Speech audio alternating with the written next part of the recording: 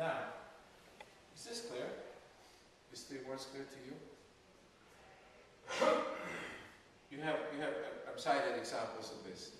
Which brings us to this discussion here. Please get your Bibles and go to the book of Matthew.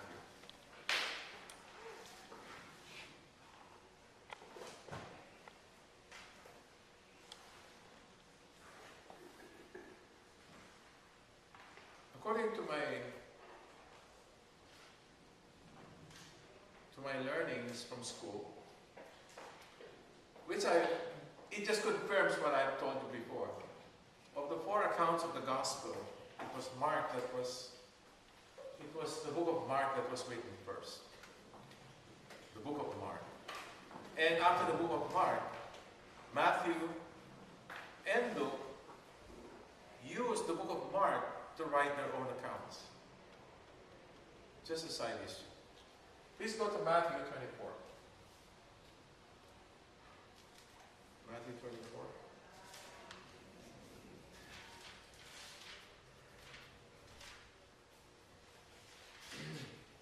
(42 to 44).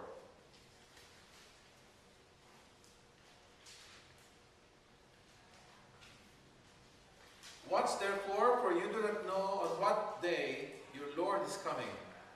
But know this, that if the householder had known in what part of the night the thief was coming, he would have watched and would not have let his house be broken into.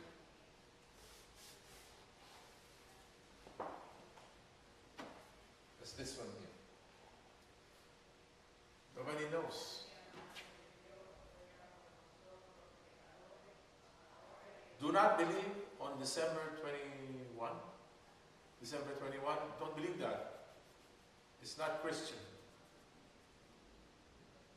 Christian faith says nobody knows. Nobody knows when the groom is coming, when Jesus is coming back. Again, the term is parousia. So nobody knows. Next chapter, 31 to 46.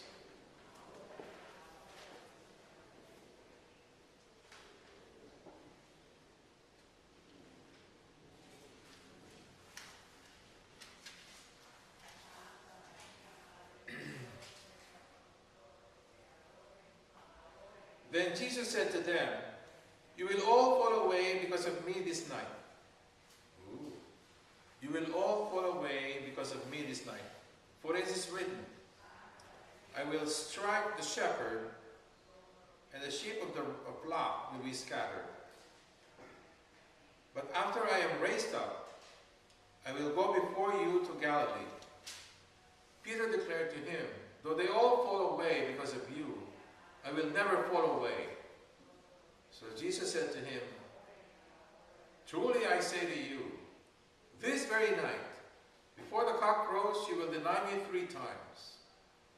And Peter said to him, even if I must die with you, I will not deny you. And so said all the disciples. Then Jesus went with them to a place called Gethsemane, and he said to his disciples, sit here while I go yonder and pray. And taking with him Peter and the 2 sons of Zebedee, he began to be sorrowful and troubled. Then he said to them, my soul is very sorrowful, even to death. Remain here and watch with me. And going a little further, he fell on his face and prayed, my Father, if it be possible, let this cup pass from me. Nevertheless, not as I will, but as thou wilt. And he came to the disciples and found them sleeping, and he said to Peter, so could you not watch with me 1 hour? Watch and pray that you may not enter into temptation. The spirit indeed is willing, but the flesh is weak. Again, for the 2nd time, he went away and prayed, my Father, if this cannot pass unless I drink it, thy will be done. And again he came and found them sleeping, for their eyes were heavy. So leaving them again, he went away and prayed for the 3rd time, saying the same words. Then he came to the disciples and said to them, "Are you still sleeping and taking your rest? Behold, the hour is at hand, and the Son of Man is betrayed into the hands of sinners. Rise, let us be going. See, my betrayer is at hand." How many times did they sleep? Did they fall asleep? They fell asleep 3 times. And Jesus woke them up and went and prayed again. Came back sleeping again. Woke them up again 3 times. The 3rd time, rise. The betrayer is at hand. Judas and the soldiers were at hand. That's Jesus in the garden. This tells us that there's no one knows. Book of John, please. Go to the right. Book of John.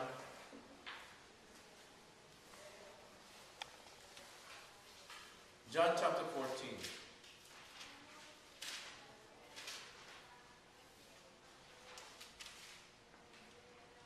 "Let not your hearts be troubled. Believe in God.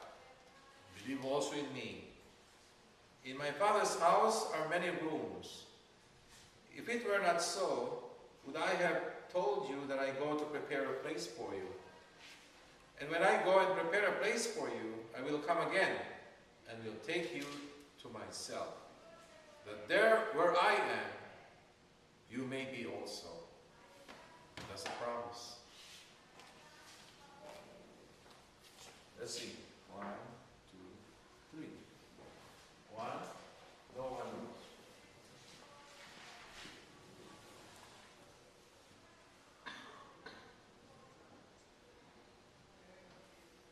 No one knows when. Yeah. What is the message of number 2?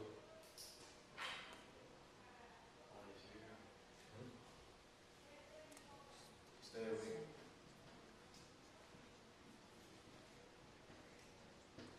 Be on the watch.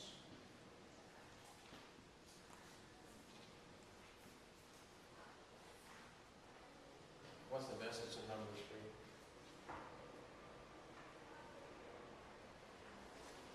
Book of John?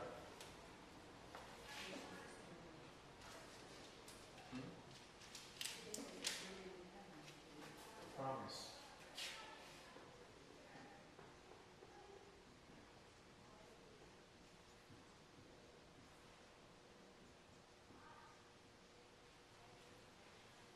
Isn't that beautiful?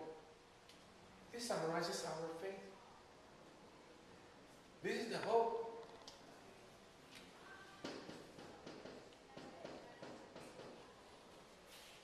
Do you ever wonder how come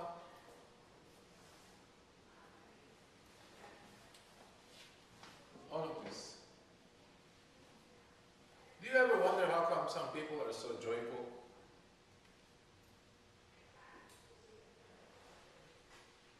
Employment is bad.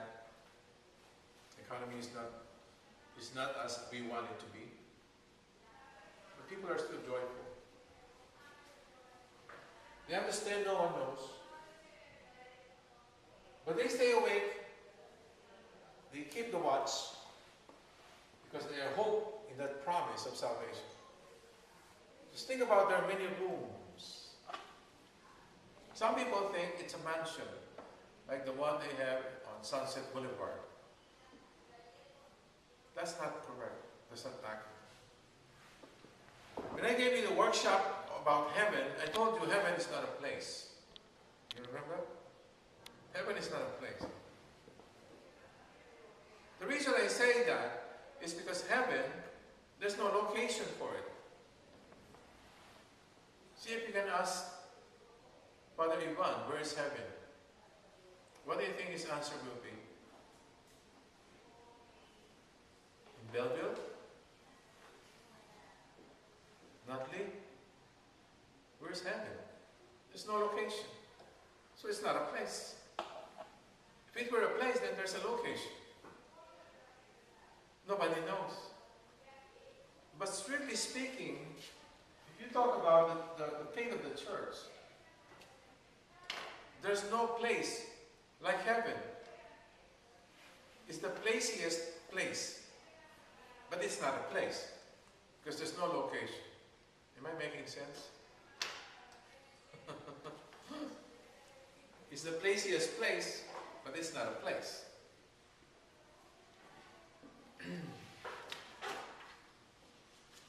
Let me go to about that.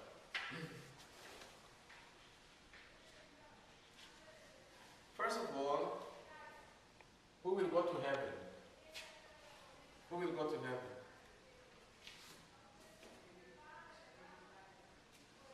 Remember, I told you, no one can earn their way to heaven. Not by their works, not by their faith. It's a gift from God. In James chapter 2 says, remember what James chapter 2 says? Show me your faith, I'll show you mine with my good works. Remember? Second reading from last Sunday. But we will not be saved by faith, nor by works. It's only by the grace of God. That's the faith of the church. We are saved by the grace of God through faith and good works. In other words, James is right when he said, all right, I'll show you God my faith. By believing in you truthfully, faithfully, and of course, doing good works. Last week I told you it's not enough that you don't do bad. Some people think if they don't do anything bad, they're okay. No, it's not okay. Not only, number one, don't do bad. Number two, do good. If you're not doing bad, but you're not doing anything, what good is it? Understand? You got to do good.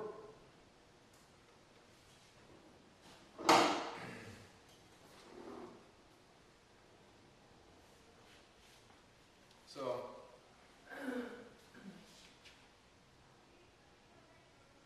who goes to heaven?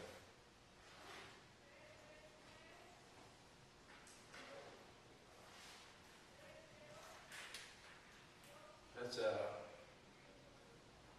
very profound question. Who goes to heaven? I will not ask you if you want to go to heaven. I'm sure you do. Why do you want to go to heaven?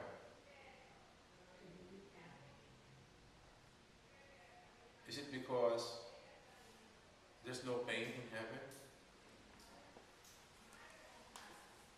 Why do you want to go to heaven? It's a little bit of philosophy now. Why do you want to go to heaven?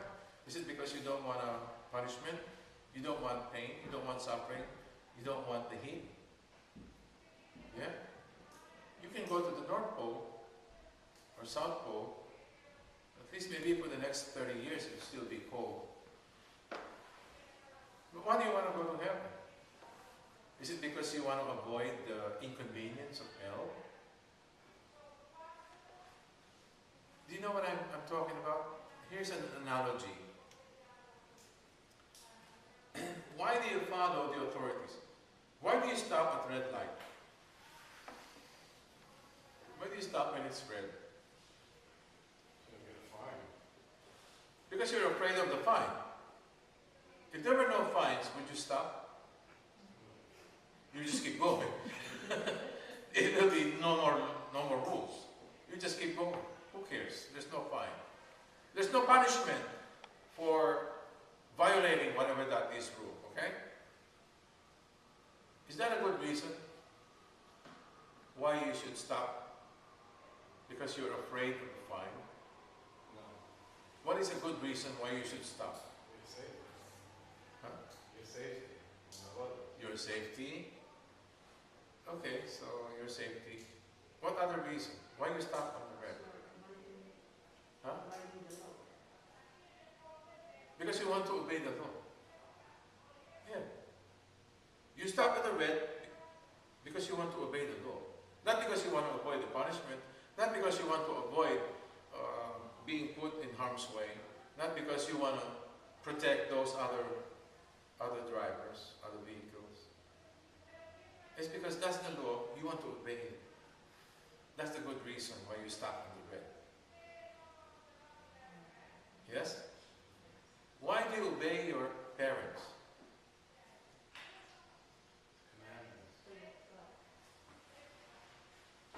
Because you're afraid of the inheritance to be lost? Nothing. Well, I need the property, so I have to obey. See? You see the difference? You want to obey your parents because You love them. you love them. Exactly, precisely. You see now? She's talking now. You see? You obey the commandments because you love God, not because you're afraid of hell. You understand? It depends on the emphasis now. Am I making sense? Yes? Okay. So who goes to heaven? Saints. First point. First.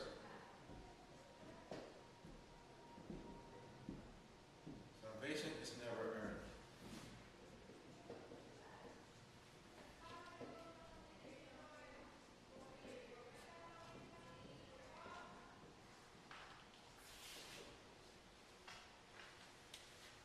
You never earn your salvation. You can never tell God, God, I've done so many years of this, I deserve to go there. I don't care even if you're the Pope, you don't deserve to go there. It's never earned. Salvation is never earned. Ooh, so who goes to heaven then? Saints. The saints. The saints means, when the church pronounces saints, it means they're in heaven already. So among us, who goes to heaven? You follow your calling? Who? You follow your calling? You follow your calling. Let's say, what's an example of calling? Whatever you feel God's calling you to do. Okay, like what? Being a parent, being a Okay, getting married, having a family, married, and doing it. That means you go to heaven. if you follow His calling. Well, if my calling is to get married and have family, does that mean I go to heaven? I followed, I married, I got married, I have children. Then I stopped doing not so good things. I said that before, yeah, I have to do good too. So in other words, well, some priests, they say, oh, I've been called, I'm obeying, I'm abiding by the call. So now I want to enter the seminary. Anne is entering the convent, she's following the call. Does that mean she goes to heaven? Does that mean the priest goes to heaven?